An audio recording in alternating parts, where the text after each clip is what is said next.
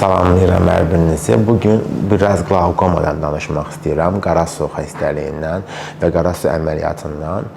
Bəzən sual verirsiniz, qara suyun əməliyyatı varmı? Bəli, qara suyun əməliyyatı var və bir neçə növ əməliyyatı var. Bəlkə ona yaxın əməliyyat növü var.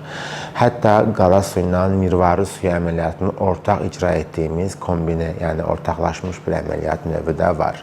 Bu həm oftalmoloqlar arasında, yəni göz həkimləri arasında, həm də pasientlər arasında uzun illərdən bəri tartışılan, müzakirə olunan mövzudur. Bu iki əməliyyatı ortaq mı edək, ikisini bir anda, yoxsa ayrı-ayrı seanslarda edək? Burada hər cərrahın özünə görə taktikası var, amma mənim şəxsi qərarım, əgər pasiyent 40-50 yaşın üzərindədirsə, yəni akkomodasiya qabiliyyəti artıq itib, yaxın görməsi yoxdur, gözün içində qalan billurun bu pasiyentdə bir faydası yoxdur. Dolayısıyla katarakt əməliyyatını qara su əməliyyatından ortaq etməyə, qlaukom və katarakt əməliyyatını ortaq etməyə tövsiyə edirəm. Əks halda, bəzi hallarda, bəzi pasiyentlərdə qara su qlaukom əməliyyatı sonrasında ilk 6 ayda belə katarakta çox kəskin bir şəkildə inkişaf edərək təkrarı katarakt əməliyyatına ehtiyac duyacaq səviyyəyə gəlib çatır. Bəzən isə bir neçə il ərzində, 1-2-3 il ərzində təkrar əməliyyat tələb edir. Bu təkrarı əməliyyatlar riskini azaltmaq üçün iki əməliyyatı ortaq olaraq etməyi tövsiyə edirəm və şəxsi təcrübəmlə istinadən, əgər pasiyentin yaşı çox gənc deyilsə, billurunda çox dəyişiklik yoxdursa, tək əməliyyat, təkcə qlaukom əməliyyatı, əgər pasiyent 40-50 yaşın üzərindədirsə və billurunda az da olsa dəyişiklik varsa, yəni mirvari suyun başlanğıcı varsa, bu iki əməliyyatı ortaq icra edirik.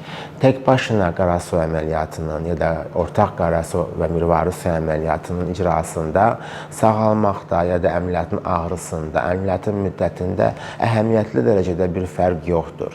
Hər ikisi də tək başına qlaukom əməliyyatı etsək də, ortaq əməliyyat da etsək, bir aya qədər ortalama sağalma müddəti var ki, bu bir ay içində ilk bir həftə 10 gün kritik müddətdir.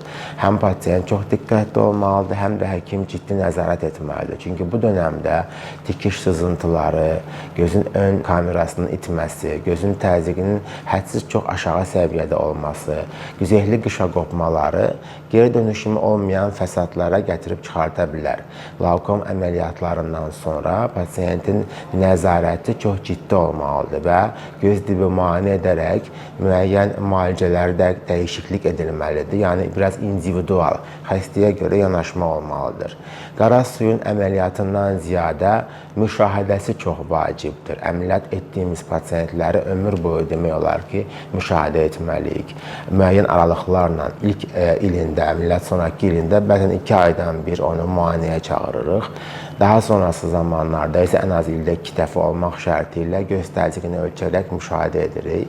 Sizə sağlam həyat diləyirəm, qlaukomasız bir həyat diləyirəm. Amma qlaukom şübhəsi varsa, ailənizdə qara su ehtimalı, qara su hekayəsi varsa, sizdə də bunun nəsildən ötürülmə, yəni genetik bir bağlantısı olub-olmadığını anlamaq üçün özəlliklə 40 yaş üzəri pasiyentlərdə vaxtaşırı göz dibi və göz təzyiqi müayinəsini unutmamağı tövsiyə edirəm. Təşəkkür edirəm izlədiyiniz üçün.